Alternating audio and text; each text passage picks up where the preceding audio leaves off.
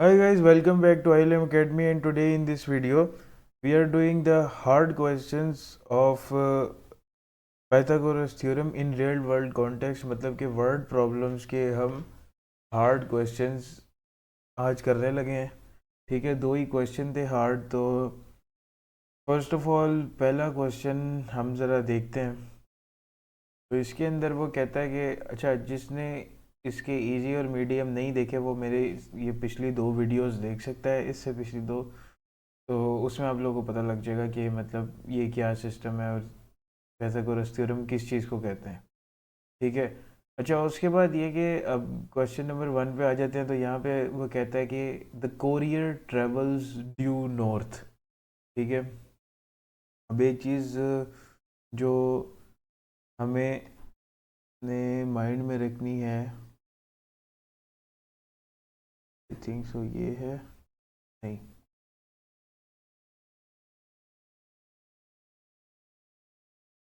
पर इधर तो नहीं गिवन है, मगर मैं फिर भी जो है वो आपको बता देता हूँ। माइंड में हमने एक चीज़ ये रखनी है कि यार ये देखो, बेसिक जो आपके पास कंपस होती है ना, जो लाइक फ़ोन के अंदर और गूगल मैप्स के अंदर और डिफरेंट जगहों पे आपको मतलब दिखाई जाती है। ठीक है। वो कंपस आप मतलब चेक करोगे ना, तो आप उसके ऊपर देखोगे 4 डायरेक्शंस लिखी होती हैं। ठीक है। एक लिखी होती है नॉर्थ, एक लिखी होती है साउथ, ईस्ट, वेस्ट। ठीक है। मगर उन डायरेक्शंस का अक्सर लोगों को जो है वो नहीं पता होता कि लाइक नॉर्थ किस डायरेक्शन में है, साउथ किस डायरेक्शन में है, और साउथ। तो आज मैं आपको इसी क्वेश्चन के अंदर ये भी बता देता हूँ कि इसकी डायरेक्शंस क्या होती है, क्योंकि ये पूरा क्वेश्चन डायरेक्शन की ही बेस पे बना हुआ है। तो यार कंपास बेसिकली कुछ इस तरह की होती है। इसके टोटल ना 6 डायरेक्शंस होती हैं। ठीक है, 8 डायरेक्शंस, सॉरी, 8 डायरेक्शंस होती हैं कंपास की। ठीक है। अब इन 8 डायरेक्शंस के अंदर हमें जो सबसे ऊपर, ये जो सबसे टॉप बनता है, ये होता है नॉर्थ, जिसको मैं एन लिख रहा हूँ। ठीक है। उसके बाद जो आपका राइट साइड बनता है उसको हम ईस्ट कहते हैं, जो लेफ़्ट साइड होता है उसको साउथ, और जो जो लेफ़्ट साइड होता है, सॉरी, उसको साउथ नहीं, उसको वेस्ट, और जो नॉर्थ के ऑपोजिट साउथ होता है। ठीक है, मतलब डाउनवर्ड साइड में। ठीक है। अब ये जो एक कॉर्नर है आपका राइट वाला, इसको हम कहेंगे नॉर्थ ईस्ट, और इधर वाला जो आपका लेफ्ट कॉर्नर है इसको हम कहेंगे नॉर्थ वेस्ट। इसी तरह ये साउथ वेस्ट और ये साउथ ईस्ट। अब हमें ये चीज़ तो पता लग गई है। ठीक है। अगर मैं इस पूरे को सेलेक्ट करके छोटा कर दूं या कहीं साइड पे रख दूं, तो आप लोगों को इतना तो पता लग गया है कि डायरेक्शंस क्या है। ठीक है। अब इन्हीं डायरेक्शंस को अपने माइंड में रखते हुए हमने क्वेश्चन में शेप बनानी है। ठीक है। अच्छा जी, शेप जो है उसके अंदर वो कहता है अ कोरियर। अब कोरियर एक वो बंदा होता है जो आप लोगों को भी पता है कि पार्सल डिलीवर करता है। ठीक है। जैसे आप ऑनलाइन शॉपिंग करते हैं तो पार्सल आपको जो बंदा डिलीवर करता है वो आपका कोरियर होता है। ठीक है। Courier travels due north at an average speed of 40 kilometre per hour for 6 minute to collect the parcel. वो कहता है कि 40 किलोमीटर पर आवर तक की स्पीड पे वो 6 मिनट तक नॉर्थ पे गया है। तो सबसे पहले तो हमने डिस्टेंस निकालना है कि कितना डिस्टेंस है, क्योंकि डिस्टेंस में ही हमारे पास जो है वो शेप बनेगी। ठीक है। तो यार डिस्टेंस निकालने के लिए हम क्या करेंगे कि जो फार्मूला होता है ना, वो होता है speed is equals to distance over time. ठीक है, बेसिक फार्मूला ये होता है। स्पीड उसने हमें 40 किलोमीटर पर आवर दी हुई है, उसकी जगह आप 40 किलोमीटर पर आवर डिस्टेंस को डी ले लो, और ओवर टाइम जो है अच्छा, टाइम उसने 6 मिनट्स दिया हुआ है और स्पीड उसने 40 किलोमीटर पर आवर की दी हुई है। और जब भी आपको स्पीड आवर्स में दी हो ना 40 किलोमीटर पर आवर, तो आपको मिनट को जो है वो आवर्स में कन्वर्ट करना होता है। तो 6 मिनट को जब हम 60 से डिवाइड करेंगे तो ये 0.1 आवर में कन्वर्ट हो जाएगा। तो इधर आप टाइम की जगह 0.1 लिख दो। अब ये इधर देखो डिस्टेंस से डिवाइड हो रहा है, उधर जाके 40 से क्या हो जाएगा, मल्टीप्लाई इक्वल्स टू डी। ये आपके पास जब आप इसको मल्टीप्लाई करेंगे तो आपके पास पीछे रह जाएगा 4 इक्वल्स टू डी। तो यार देखो, अब जो हमने शेप बनानी है ना, अब मैं इसको जो है वो कर देता हूँ, ख़त्म कर देता हूँ, ठीक है, ताकि हम शेप बना सकें, ठीक है, क्योंकि नॉर्थ साउथ की तो आपको समझ आ गई है। अच्छा जी, अब हम ले लेते हैं अंदाज़ा कि जी 4 किलोमीटर मतलब नॉर्थ की तरफ वो ये चला, ठीक है। यहाँ पे मैं इस लाइन पे 4 किलोमीटर लगा देता हूँ। ओके हो गया। अब इस चीज़ को रेज कर लो और अगला देखो उसने अगली लाइन क्या बोली है। अगला वो कहता है जी, अगला उसने वैसे ही डिस्टेंस दिया हुआ है, before travelling 10 kilometre due east. अब यहीं से वो कहता है कि वो 10 किलोमीटर ईस्ट की तरफ चला है, ठीक है। तो मैंने आपको बताया था कि आपकी जो ईस्ट है वो इस साइड पे होती है, तो 10 किलोमीटर वो इस तरफ चला है, ठीक है, वहीं से। और वहाँ पे उसने अपना पहला जो पार्सल है वो डिलीवर किया, ठीक है। अब उसने एक दूसरा पार्सल पकड़ने के लिए फिर वो 30 किलोमीटर पर आवर की स्पीड पे चलना शुरू हुआ है, और 12 मिनट्स तक वो कर चलता रहा। तो हमने फिर डिस्टेंस फाइंड करना है। तो स्पीड हमारे पास आ गई 30 किलोमीटर पर आवर की, ठीक है। किलोमीटर पर आवर कैलकुलेशन करते हुए लिखना ज़रूरी नहीं। डिस्टेंस हम वही डी ले लेते हैं। टाइम हमारे पास जो है फिर 12 मिनट्स दिया हुआ है। मिनट्स को जब आप उसमें कन्वर्ट करोगे, 12 डिवाइडेड बाई 60 करोगे तो ये 0.2 आवर्स आ जाएगा। तो डिवाइडेड बाई 0.2 कर लो और 30 को मल्टीप्लाई कर दो 0.2 से, जब ये 2 इक्वल की दूसरी साइड पे जाएगा, और ये आपके पास जो है आंसर जो है वो आपके पास 6 आ जाएगा। 6 is equals to D distance.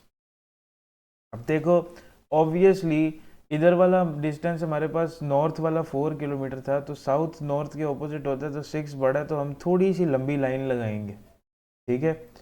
मैंने थोड़ी सी लंबी लाइन लगाई है क्योंकि बड़ा है। अच्छा जी, अब वो क्वेश्चन के अंदर बेसिक जो कंफ्यूजिंग चीज़ है वो कहता है कि यार ऐसी कौन सी जगह है जहाँ से शॉर्टेस्ट डिस्टेंस बताना है, कि जहाँ से कोरियर शुरू हुआ था चलना और जहाँ पे वो ख़त्म, मतलब उसने अपना आखिरी पार्सल डिलीवर किया है।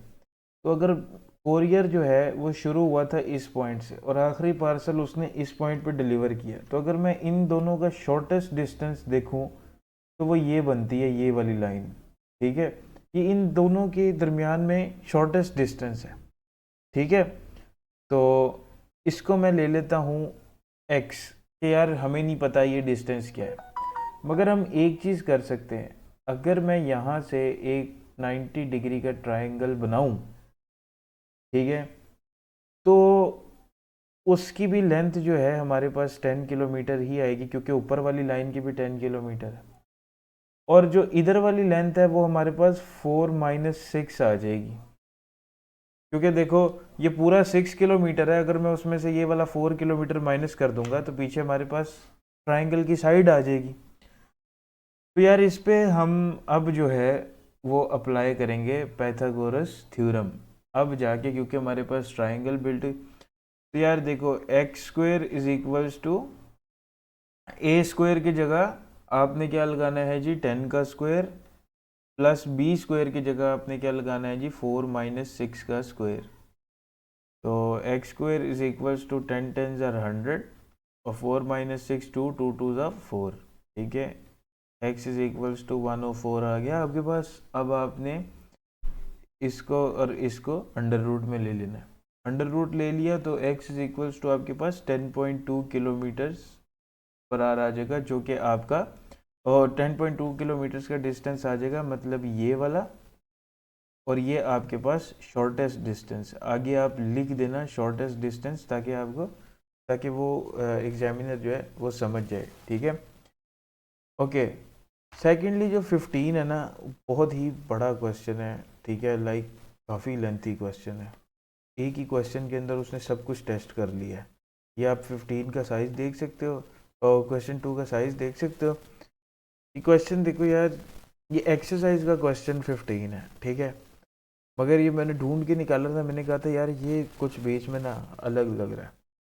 अच्छा, अब इसके अंदर आप देखोगे उसने आपका पाइथागोरस थ्योरम प्लस आपके एरिया, पेरीमीटर और हर चीज़ की स्किल को टेस्ट किया है, ठीक है, मतलब उसने फर्स्ट और सेकंड और थर्ड चैप्टर्स को भी टेस्ट किया हुआ है।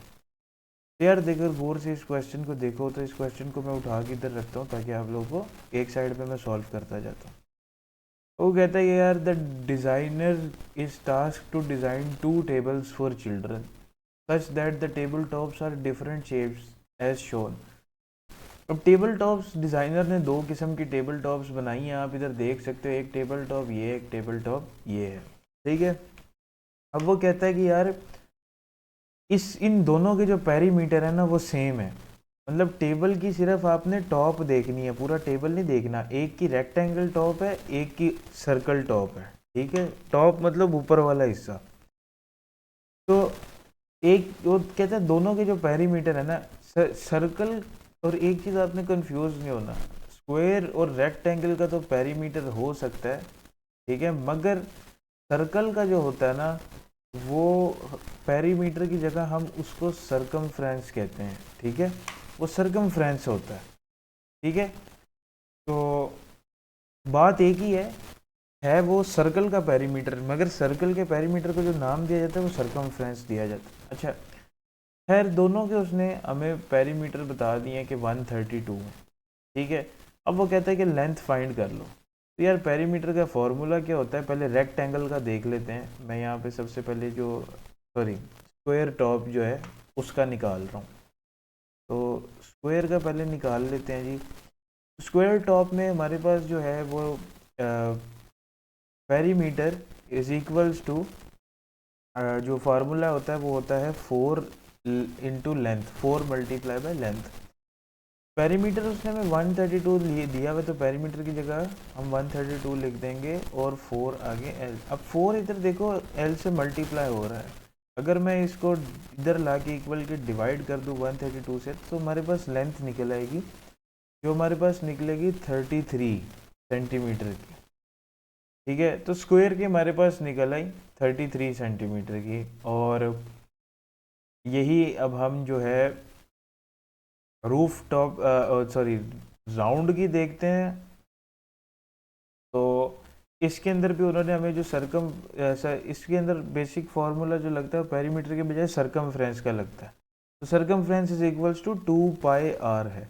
अच्छा, पाए के अंदर उन्होंने स्पेशली बताया हुआ है कि पाए को आपने, ये देखो क्वेश्चन के अंदर लिखा हुआ है कि जो ये जो मैं सर्कल कर रहा हूँ पाए, इसकी वैल्यू की जगह आपने 22.7 लेनी है, ठीक है, मतलब कि आपने पाइप इधर भी लिखा हुआ है, इसकी जगह आपने 22.7 की वैल्यू लेनी, ठीक है। तो सी की जगह तो आप, क्योंकि सरकमफ्रेंस है वो उन्होंने पहले से दिया हुआ है, तो 132 उसी तरह लिख लो। बीच में मैं लाइन लगाता हूँ ताकि कंफ्यूज ना हो। अच्छा, 2πr है, ठीक है, 2 multiply by 22/7 multiply by r, ठीक है, मतलब जो हमने बेसिकली रेडियस निकालना है ना, ए में हो गया हमारा, ये हो गया पार्ट 1 का, और ये हो रहा है पार्ट 2 का। पार्ट 1 में उसने कहा था स्क्वायर की लेंथ निकालनी है, और पार्ट 2 में वो क्या कह रहा है कि आर निकालना, रेडियस निकालना राउंड टेबल का, ठीक है। तो अब जो है हम अगर देखें तो हमारे पास आ रहा है जी 132/2 ठीक है। अब अगर मैं ये जो 2 इधर मल्टीप्लाई हो रहा है इसको 132 से जाके डिवाइड कर दूं, इस पीछे आपके पास 22/7 आर बचा हुआ है, तो ये 132 जो है ये 66 हो जाएगा, ठीक है, इज इक्वल्स टू 22/7 आर। अब आपने देखा इक्वल के जब इधर उधर हो तो क्रॉस मल्टीप्लाई हो जाता है, मतलब ये 766 से मल्टीप्लाई हो जाएगा, और यहाँ कुछ भी नहीं है तो 22 आर एज इट इज़ आ जाएगा। तो 66 multiply by 7 is equals to 22 r. 66 को जब आप मल्टीप्लाई करोगे 7 से तो आपके पास 462 आएगा, और उसको 22 से आप डिवाइड कर दोगे तो इधर आपके पास r रह जाएगा। 462 डिवाइडेड बाई 22 आप करोगे तो r इज इक्वल्स टू आपके पास आ जाएगा 21 का, मतलब रेडियस आपके राउंड का आ गया है 21। अब आप इनको जो है वो कहीं पे भी नोट डाउन कर लो ताकि क्वेश्चन को हम आगे चला सकें। तो मैं जो है इसको टॉप पे नोट डाउन कर रहा हूँ कि मेरे पास जो स्क्वायर की लेंथ है वो थी 33 और जो मेरे पास सर्कल का रेडियस आया वो आया 21। ठीक है, अब इसको मैंने नोट डाउन कर लिया और यहाँ से मैं करने लगा हूँ रेज ताकि हम अपने बी पार्ट की तरफ चलें। ठीक है, चलो भाई बी पार्ट की तरफ चलते हैं जी। इसी क्वेश्चन के बी पार्ट में वो कहता है hence calculate the area of each table top. ठीक है, अब वो कहता है कि इन्हीं टेबल टॉप्स की स्क्वायर की भी और राउंड का भी एरिया फाइंड करो। तो यार स्क्वायर का जो एरिया है, ठीक है, इसक्यू यू यू यार, ओके, स्क्वायर का जो आपके पास एरिया है वो होता है, उसका फॉर्मूला होता है एल स्क्वायर। ठीक है, तो लेंथ लेंथ का स्क्वायर बेसिकली इसको कहा जाता है, ये फार्मूला होता है। अब लेंथ हमारे पास क्या थी स्क्वायर की जो हमने फाइंड की थी, वो 33 थी, तो 33 का आप स्क्वायर ले लो तो ये आपके पास 1089 सेंटीमीटर स्क्वायर आ जाता है। ये आपके पास आ गया स्क्वायर का एरिया। अच्छा, इसको आपने हमेशा सेंटीमीटर स्क्वायर में ही लिखना है। पहले आप देख लो कि क्वेश्चन के अंदर कोई भी चीज़ सेंटीमीटर में दी हुई है तो सेंटीमीटर स्क्वायर में, अगर क्वेश्चन के अंदर मीटर्स में दिए हुए तो मीटर स्क्वायर में लिख लो। ठीक है, एरिया को आप हमेशा स्क्वायर में, सेंटीमीटर स्क्वायर या मीटर स्क्वायर या किसी भी चीज़ के यूनिट के स्क्वायर में लिखते हो। ठीक है, अच्छा उसके बाद हमने निकालना है जी राउंड का, सर्कल का। तो जो सर्कल है, ठीक है, वो उसका बेसिकली होता है, जो एरिया का फार्मूला होता है पाई आर स्क्वायर। ठीक है, पाई अब हमने उसने पहले ही क्वेश्चन में बोला आपने 22/7 लेनी, आर हमने फाइंड किया हुआ है जो कि हमारे पास है 21, तो उसका स्क्वायर ले लो। ठीक है, 21 का स्क्वायर लोगे तो ये आपके पास आ जाएगा 441, और 7 जब आप 441 से कट करोगे तो ये आ जाएगा आपके पास 63, और 22 को 63 से जब आप मल्टीप्लाई करोगे तो आपके पास इसका जो एरिया है वो आएगा 1386 का सेंटीमीटर स्क्वायर। अब आपने इन एरियाज़ को नोट डाउन इनको भी करना है, तो मैं क्या करता हूँ कि स्क्वायर का लिख लेता हूँ 1089 और सर्कल का लिख लेता हूँ 1386। ठीक है, ये जो बड़े वाले बड़े लिखे हुए हैं ये एरियाज़ हैं। ठीक है, ऊपर लेंथ्स हैं और ये एरियाज़ हैं ताकि हमें पता लगता रहे। ठीक है, अब फिर हम रेज कर लेते हैं और आगे स्टार्ट करते हैं जी अपना क्वेश्चन का जो हाफ अगला पार्ट है। अगले पार्ट के अंदर कहता है कि designer decides to design another table. अब वो एक और टेबल बना रहा है जो कि इक्विलेटरल ट्राइंगल की उसकी टॉप है।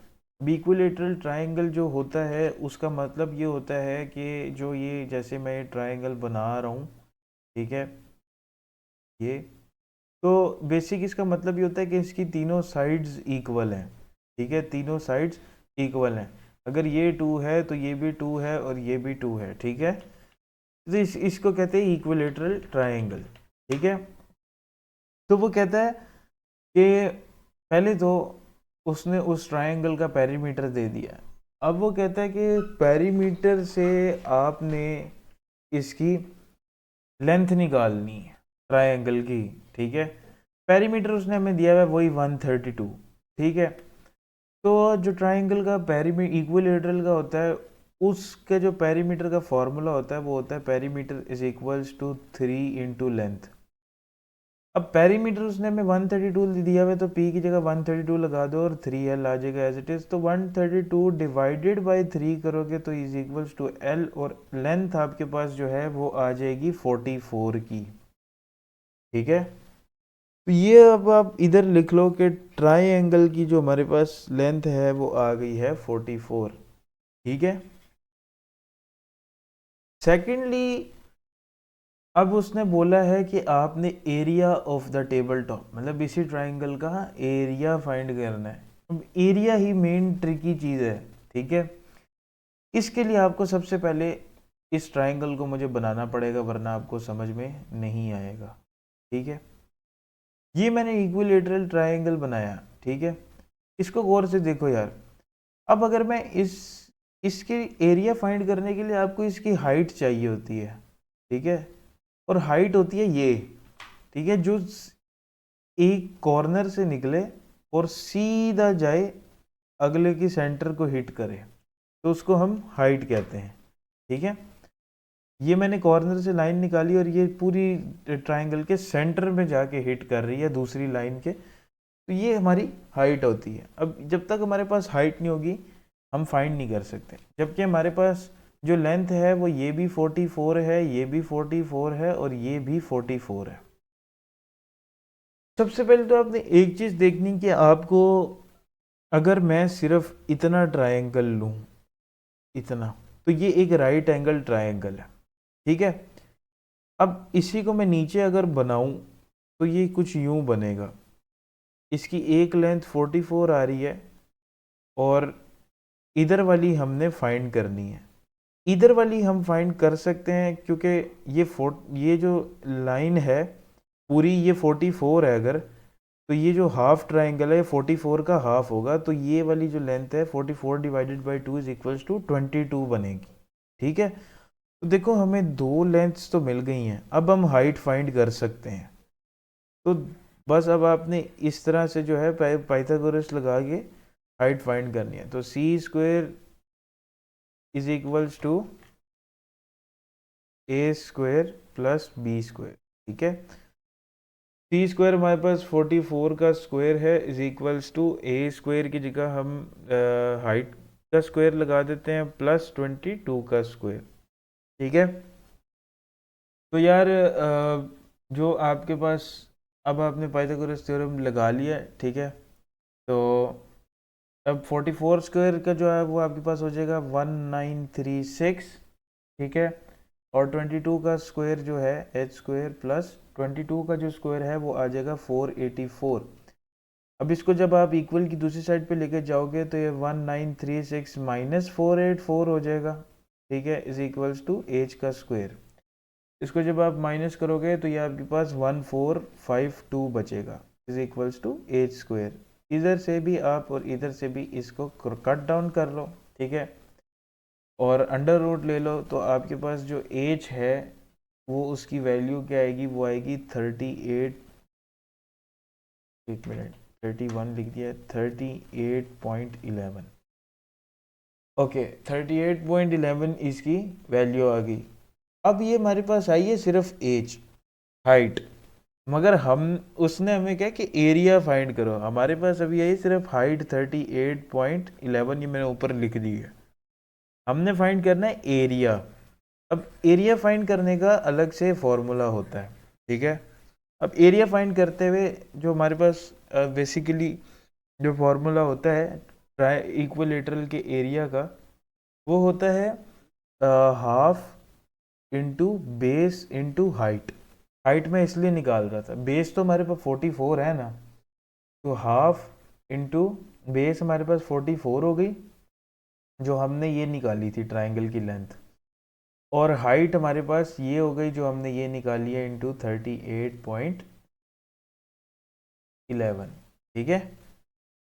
तो इसको आप कैलकुलेट कर लो तो ये आपके पास 838 जो है वो सेंटीमीटर स्क्वायर बनता है। आंसर पॉइंट्स में आएगा, उसको राउंड ऑफ करके 838 सेंटीमीटर स्क्वायर इसका एरिया बनता, ठीक है। अब ये एरिया हमारा आ गया ट्रायंगल का, ठीक है। अब देखो हमारे पास तीन एरियाज हैं, ट्रायंगल का ये हो गया। अब ऊपर से मैं लिख रहा हूँ स्क्वायर का हमारे पास था 1089 सेंटीमीटर स्क्वायर का, और सर्कल का था हमारे पास 1386 सेंटीमीटर स्क्वायर का। क्योंकि ये मैंने इसलिए लिखे हैं क्योंकि उसने डी पार्ट में हमसे पूछा है कि अगर डिज़ाइनर नया टेबल बनाना चाहे तो इन तीनों में से वो कौन सा टेबल चूज़ करे जिसका जो एरिया है वो ग्रेटेस्ट हो। तो आप देख लो, ट्राइंगल का 838 है, इससे ज़्यादा एरिया है स्क्वायर का, ठीक है, जो कि 1089 है, और सबसे ज़्यादा एरिया है सर्कल का जो कि 1386 है। तो ऑब्वियसली हम जाएंगे सर्कल की तरफ। तो आपने आंसर के अंदर लिखना है कि he have to design in the shape of circle या in the shape of round shape में भी आप कर सकते हो, ठीक है। तो यार ये थे 2 डिफिकल्ट क्वेश्चंस, और इसके बाद ये हमारी एक्सरसाइज ये वाली भी हो गई है फिनिश। तो यार नेक्स्ट वीडियो में मिलेंगे नेक्स्ट एक्सरसाइज के साथ, तब तक के लिए like and subscribe my channel.